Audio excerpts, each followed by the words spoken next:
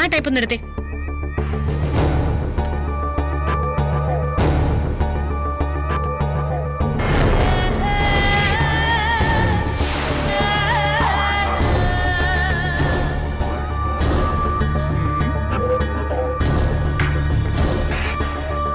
ആ, ഇത് വലിയ കുഴപ്പമില്ല. ഇത് രണ്ടും ഒന്ന് പാക്ക് ചെയ്തേക്ക്.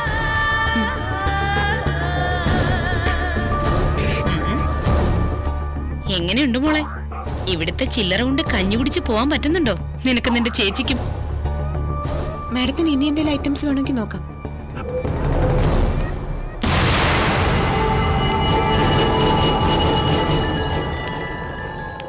സാറെന്താ ഒന്നും എടുക്കുന്നില്ലേ? പുതിയ സെലക്ഷൻസ് വന്നിട്ടുണ്ട്. ക്യാൻവാസിന് 40% ഡിസ്കൗണ്ടും ഉണ്ട്. നോക്കണം സർ.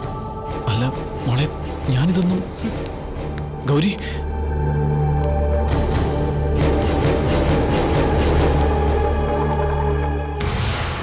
അല്ലാതെ പൊള്ളുന്നുണ്ടല്ലേ? നിങ്ങൾക്കും അവൾക്കും ഒക്കെ പൊള്ളാൻ വേണ്ടി തന്നെയാ ഞാൻ ഇവിടെ കയറിയത്. അവളുടെ കണ്ണീര് കൊണ്ട് എന്റെ കാല് കഴുകണം. എങ്കിലേ ജയിലിൽ ഞാൻ അനുഭവിച്ചതിന്റെ നീറ്റൽ എന്റെ മനസ്സിൽ നിന്ന് പോകൂ.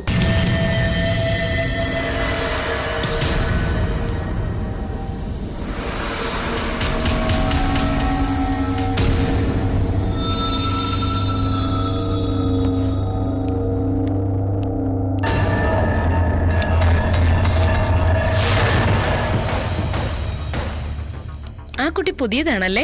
അതെ മാഡം. എന്താ? ഏയ് ഒന്നുമില്ല. കസ്റ്റമേഴ്സിനെ ഡീൽ ചെയ്യാൻ അത്ര പോരാ.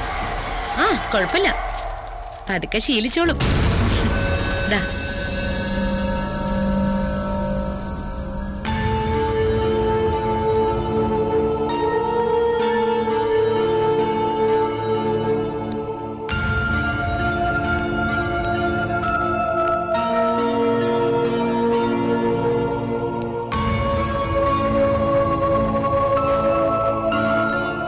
എന്താ ഗൗരി, നിന്നെ അവർക്ക് അത്ര പിടിച്ച മട്ടില്ലല്ലോ.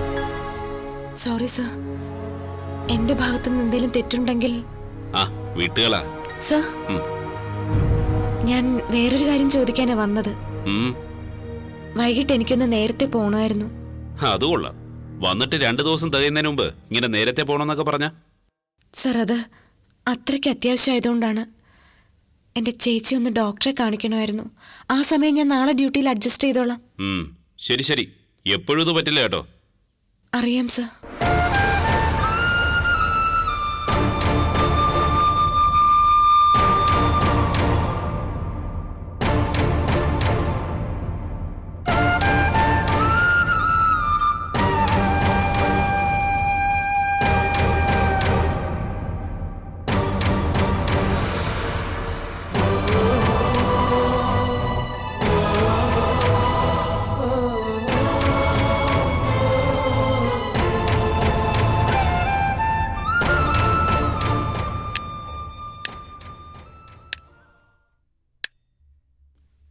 നീ എങ്ങോട്ടാടി? ഒന്ന് ടൗൺ വരെ പോണമായിരുന്നു അമ്മച്ചി. മണിക്കുട്ടിയുടെ തീറ്റ തീർന്നു. പിന്നെ മൃഗാശുപത്രി വരെ ഒന്ന് പോണം. കൂട്ടിലൊരു 4-5 എണ്ണം രാവിലെ മുതൽ തീറ്റ എടുക്കാതെ നിൽക്കുക. കൈയോടെ മരുന്ന് വാങ്ങിയില്ലെങ്കിൽ വല്ല കുഴപ്പവും സംഭവിച്ചാലോ? എന്നാ പിന്നെ ഞാൻ പുറത്തോട്ട് പോയപ്പോ നിനക്ക് പറഞ്ഞുകൂടായിരുന്നോ? ഇനിയിപ്പോ നീ തനിച്ചു പോകണ്ടേ? സാരമില്ല അമ്മച്ചി, അതിനും വേണ്ട നേരമൊന്നും ആയില്ലല്ലോ. എല്ലാം കൂടി 1 മണിക്കൂറത്തെ കാര്യേ ഉള്ളൂ. ഞാൻ പോയിട്ടിങ്ങ് വരാം. മോളൊന്നും നിന്നേ.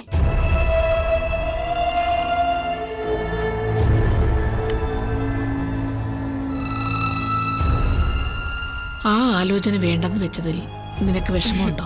പിന്നെ ഭയങ്കര വിഷമമുണ്ട്. അത് മാറ്റാൻ അമ്മച്ചിക്ക് വല്ല ഉദ്ദേശമുണ്ടോ? വേണമെങ്കിൽ അവര് ചോദിക്കുന്ന സ്വർണവും പണവും ഒക്കെ നമുക്ക് കൊടുക്കാൻ സാധിക്കും. അലന്റെ പെണ്ണു വീട്ടുകാരെന്ന് മനസ്സ് വെച്ച മതി അമ്മച്ചി, എനിക്ക് കേക്കണ്ട. ഇച്ചായനെന്താ കറവ പശുവാണോ? ആ പാവ അവിടെ കിടന്ന് അനുഭവിക്കുന്ന കഷ്ടപ്പാട് സങ്കടമൊക്കെ എനിക്ക് ഊഹിക്കാം. ഇനി അതിന്റെ കൂടെ ഇതിനോട് ചെന്ന് കൈനീട്ടാത്തതിന്റെ കുഴപ്പമേ ഉള്ളൂ. എനിക്ക് വേണ്ടിയാ നിങ്ങൾ എല്ലാരും കൂടി ആ പാവത്തിനെ ബലിയാടാക്കിയത്. ഇനിയെങ്കിലും എന്റെ കാര്യവും പറഞ്ഞ് എന്റെ ഇച്ചായനെ അവിടെ ഇട്ട് തീ തീറ്റിക്കരുത്. എന്നെ കെട്ടിച്ചു വിട്ടിട്ട് അടങ്ങുന്ന് എന്തിനാ നിങ്ങളിങ്ങനെ നിർബന്ധം പിടിക്കുന്നേ? ഞങ്ങളുടെ കാലം കഴിഞ്ഞ പിന്നെ നീ എന്നാ ചെയ്യുമ്പോളെ? അതേപ്പറ്റിയുള്ള ഞങ്ങളുടെ ആദ്യ സങ്കടമൊന്നും നിനക്ക് പറഞ്ഞാൽ മനസ്സിലാവില്ല. ലോകത്ത് കല്യാണം കഴിച്ചാലേ മക്കള് സുഖമായിട്ട് സുഭിക്ഷമായിട്ട് ജീവിക്കുന്നുള്ള ധാരണ ആദ്യം മാറ്റ്. എന്റെ കാലിന്റെ സ്വാധീനക്കുറവ് എനിക്കൊരു ഭാരമായിട്ട് തോന്നിയിട്ടില്ല. നിങ്ങൾക്കങ്ങനെ തോന്നുന്നതാ എന്റെ സങ്കടം. എന്റെ ഈ കാലിന് കാശും ചോദിച്ചു വരുന്നവന്റെ മുമ്പിൽ വേഷം കെട്ടി കാഴ്ച വസ്തു ആവാൻ ഇനി എന്നെ ആരും നിർബന്ധിച്ചേക്കരുത്.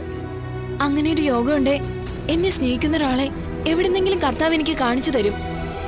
അന്ന് ഞാൻ കല്യാണത്തിന് സമ്മതിച്ചോളാം. ഇനി എന്റെ കാര്യവും പറഞ്ഞ് ദയവ് ചെയ്ത് ഇച്ചായനെ ഉപദ്രവിക്കരുത്.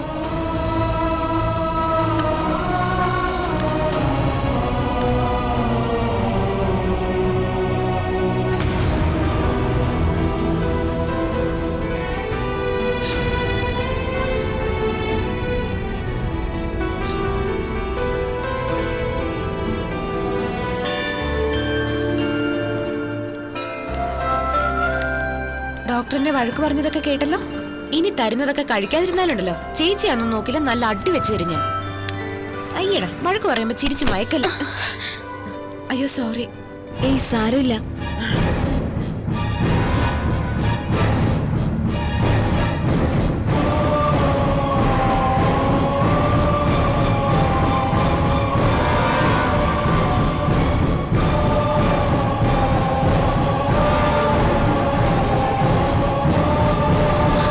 ഗായത്രി,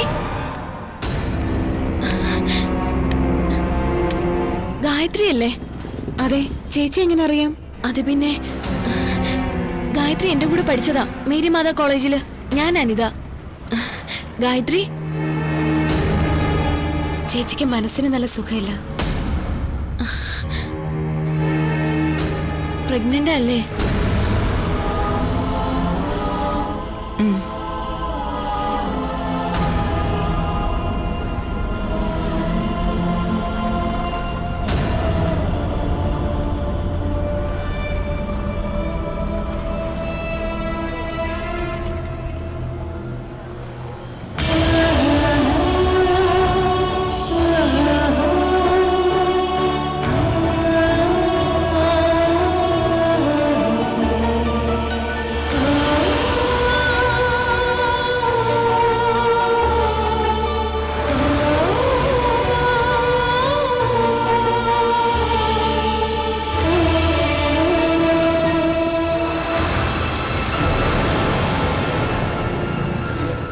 ഹസ്ബൻഡ്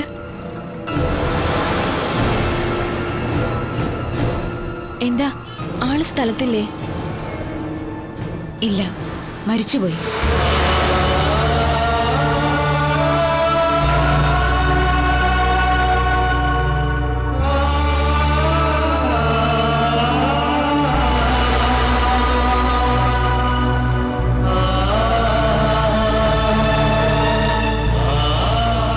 ഷോക്കില്ല ചേച്ചി ഇപ്പൊ.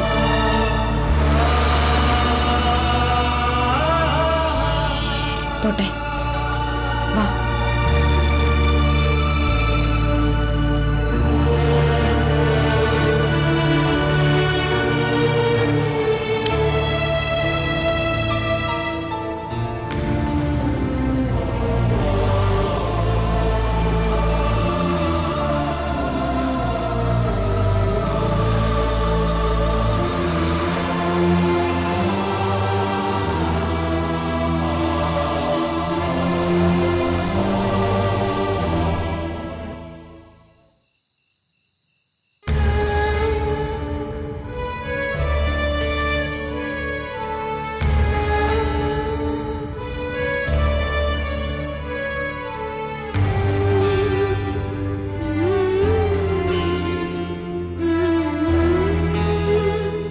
നിന്നോട് ചെയ്തത് തെറ്റാണെന്നറിയാം എനിക്ക്. എന്നാലും അതാണ് വാവേ ശരി. അച്ഛനില്ലാതെയാ എന്റെ കുഞ്ഞ് വളരാൻ പോകുന്നത്. ആര് ചോദിച്ചാലും ഇനി ഞാൻ അങ്ങനെ പറയൂ. വാവ വിഷമിക്കരുത് കേട്ടോ. പകരം വാവയ്ക്ക് 2 അമ്മമാരല്ലേ കൂട്ടിന്, ഗായത്രി അമ്മയും ഗൗരി അമ്മയും. അതുപോലെ എന്റെ കുഞ്ഞിന് മതി, അങ്ങനെ മതി കേട്ടോ.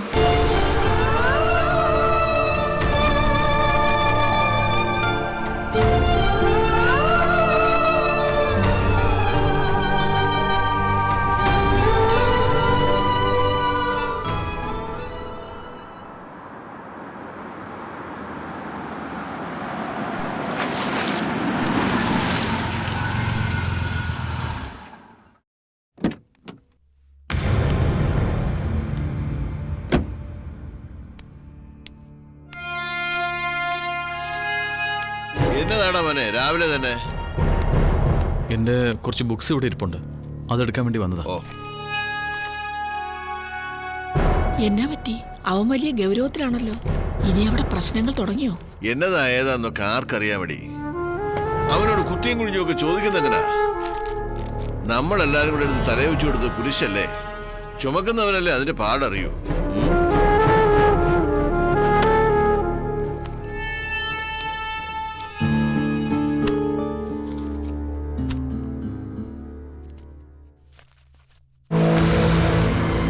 ഇച്ചായൻ ഇവിടെ വന്നിട്ട് എന്നെ കാണാതെ പോവാൻ നോക്കുകയാണല്ലേ? നിന്നെ തിരക്കാഞ്ഞതും കാണാൻ നിൽക്കാഞ്ഞതും മനഃപൂർവ്വം മോളെ. നിന്റെ മുന്നിൽ മാത്രം ഇച്ചാനെ പിടിച്ചു നിൽക്കാനാവില്ല, തോറ്റുപോകും ഞാൻ. ഇച്ചായന് സുഖാണോ? പരമസുഖം. കൂട്ടിലിട്ട് വളർത്തുകയല്ലേ എന്നെ. സമയാസമയങ്ങളിൽ ഭക്ഷണവും മറ്റ് സൗകര്യങ്ങളൊക്കെ ഉണ്ടെങ്കിൽ പിന്നെ സങ്കടപ്പെടേണ്ട കാര്യമില്ലല്ലോ. അഭിനയിച്ച് എനിക്ക് എന്നോട് തന്നെ വെറുപ്പ് തോന്നി തുടങ്ങി മോളെ. ഇതിങ്ങനെ തുടർന്നു പോയാൽ ഭ്രാന്ത് പിടിച്ചു പോകും എനിക്ക്. അതുകൊണ്ട് കുറച്ചു നേരത്തേക്കെങ്കിലും പഴയ അലനാവാനുള്ള ശ്രമം നടത്തുവാ ഞാൻ. ഇച്ചാനൊരു കോളേജിൽ ജോയിൻ ചെയ്തു. പാരലൽ ഇൻസ്റ്റിറ്റ്യൂഷനാണ്. എന്നാലും സാരമില്ല, അത്രയും സമയമെങ്കിലും എനിക്കെല്ലാം ഒന്ന് മറക്കാലോ. മറക്കണോ ഇച്ചായ? മറന്നേ പറ്റൂ. ആർക്ക് വേണ്ടിയാണോ ഇച്ചായൻ ഇങ്ങനെ നീറി ജീവിക്കുന്നത്? അവരുടെയൊന്നും മനസ്സിൽ ഇങ്ങനൊരാളില്ല. പിന്നെ എന്തിനാ എന്റെ ഇച്ചായം മാത്രം ഇങ്ങനെ?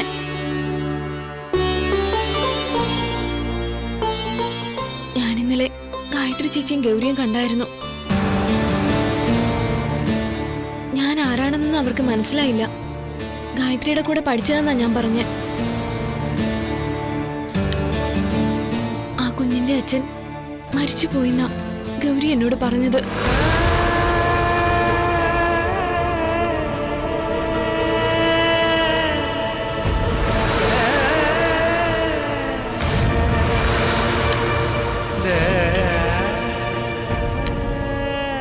അവരുടെയൊക്കെ മനസ്സിൽ ഇങ്ങനെ ഒരാൾ ഇപ്പൊ ഇല്ല ഇച്ചായ. പിന്നെ ഇച്ചായ മാത്രം എന്തിനാ ഇപ്പോഴും അതൊക്കെ മനസ്സിൽ കൊണ്ട് നടക്കുന്ന? അങ്ങനെ വിശ്വസിച്ചോട്ടെ, എന്നെ നിഷേധിച്ചോട്ടെ അവർ. പക്ഷെ ആരൊക്കെ നിഷേധിച്ചാലും തള്ളിപ്പറഞ്ഞാലും എനിക്ക് അവകാശപ്പെട്ട ഒരാൾ, എന്റേതെന്ന് പറയാൻ അർഹതയുള്ള ഒരു ജീവൻ ഈ ഭൂമിയിലുണ്ടെന്ന് ദൈവത്തിനറിയാലോ മോളെ. കർത്താവിന്റെ മുമ്പില് അതാർക്ക് നിഷേധിക്കാൻ പറ്റില്ലല്ലോ. മതി ഇച്ചാനത് മാത്രം മതി മോളെ. ഇച്ചായ,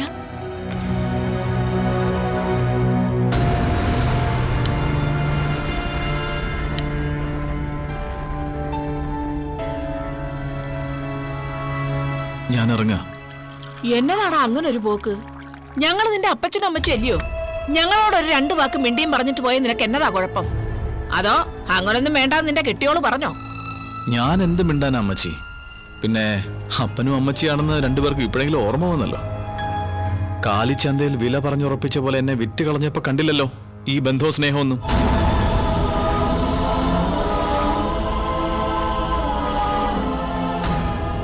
ഞാൻ പണയപ്പണ്ടമായി പോയെങ്കിലും ഇപ്പൊ നിങ്ങളൊക്കെ ഹാപ്പിയല്ലേ?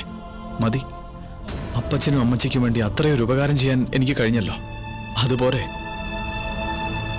പിന്നെ അടുത്തിടപഴകാനും വിശേഷങ്ങൾ തിരക്കാനും ഞാൻ നിൽക്കുന്നില്ല എന്ന് കരുതിയിട്ട് പരിഭവമൊന്നും തോന്നണ്ട ആർക്കും. അതിനുള്ള മനസ്സൊക്കെ എനിക്ക് നഷ്ടപ്പെട്ടു എന്ന് മാത്രം അറിഞ്ഞാൽ മതി. ജീവിതത്തിൽ കുറച്ചു നേരമെങ്കിലും ഒന്ന് അഭിനയിക്കാതിരുന്നോട്ടെ ഞാൻ.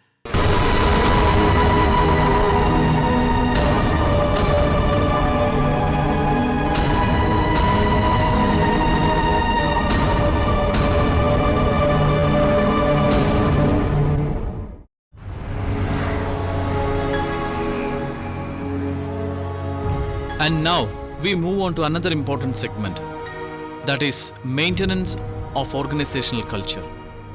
There we have 3 important factors to follow. First one, selection process. Second, actions of top management. And the last one, socialization. Okay, let's have a detailed look at each and every factor.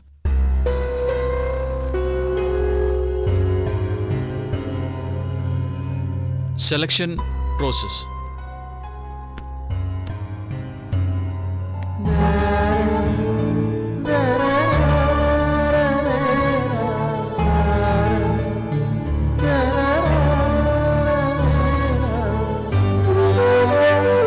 What happened, sir?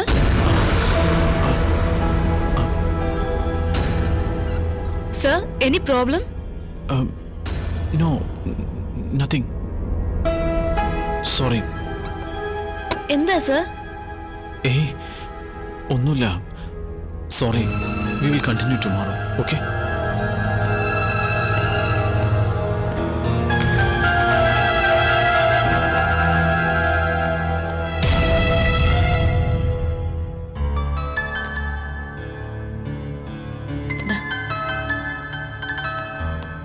Gauri, sir വിളിക്കുന്നു. ആ, ഈ customer ഒന്ന് deal ചെയ്യണേ.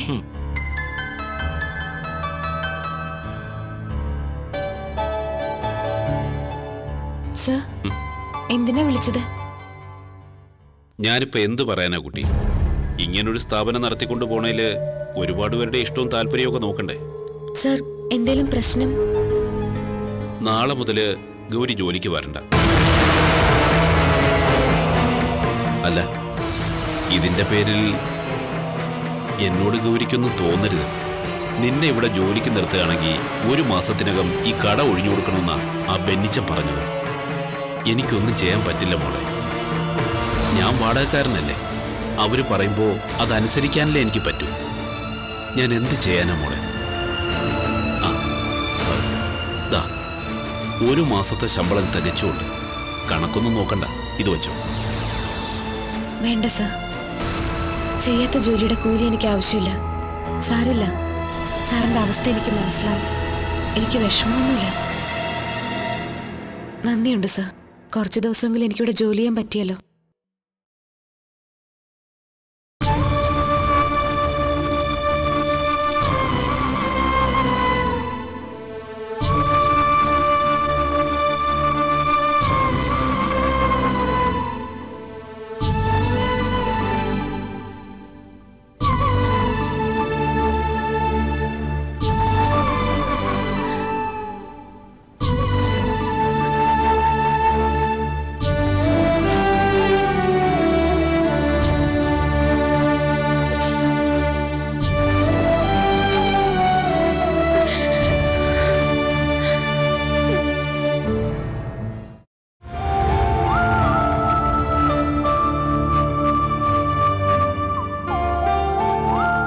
ചിരിച്ചോ? ഒന്ന് ചൂടുറപ്പിക്കാൻ തുടങ്ങിയതാ, അതും പോയി. ഇനി ഈ സിറ്റിയിൽ ജോലി ചെയ്ത് ജീവിക്കാനുള്ള പ്രതീക്ഷയൊന്നും വേണ്ട. ഞാൻ പറഞ്ഞത് വല്ലതും മനസ്സിലായോ ചേച്ചിക്ക്? ഒരു കണക്കിന് നോക്കിയ ചേച്ചി ഭാഗ്യവതിയ. ഒന്നും അറിയണ്ടല്ലോ. എനിക്ക് അങ്ങനെയായ മതിയായിരുന്നു.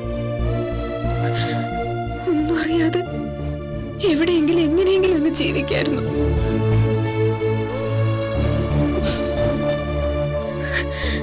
ജീവിച്ചിരുന്ന കാലത്ത് എല്ലാവരെയും കഴിവിന്റെ പരമാവധി സഹായിച്ച അച്ഛന്റെ മക്കളാ. പരിചയക്കാരും സുഹൃത്തുക്കളും ആരുമില്ല ഇപ്പോ. ആകെയുള്ളത് ഈ പ്രാരാബ്ധക്കാര.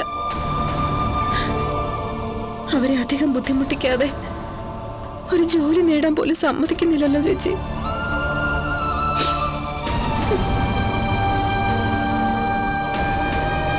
ദൈവത്തിന് പരീക്ഷിച്ച് മതിയായില്ല നമ്മളെ. ഇതൊക്കെ കണ്ട് നമ്മുടെ മേനോൻ സാറും പ്രഭാവതി അമ്മയും ചിരിക്കുന്നുണ്ടാവും. അന്ന് നീ ഇറങ്ങി ഓടിയിട്ടല്ലേ എന്ന് കുറ്റപ്പെടുത്തുന്നുണ്ടാവും അല്ലേ ചേച്ചി? അവരും ചിരിക്കട്ടെ. ഗൗരിക്ക് മാത്രമല്ലേ ഉള്ളൂ ചിരിക്കാൻ വിഷയമില്ലാത്തത്. അങ്ങനെ ആവട്ടെ. അങ്ങനെ ആ വഴി ഉടഞ്ഞു അല്ലേ മോളെ? ഞാൻ ആ മാനേരെ കണ്ട് ഒന്നുകൂടൊന്ന് സംസാരിച്ചു നോക്കിയാലോ? വേണ്ട അബ്ദുപ്പ, സംസാരിച്ചാലും അയാൾക്കൊന്നും ചെയ്യാൻ പറ്റില്ല.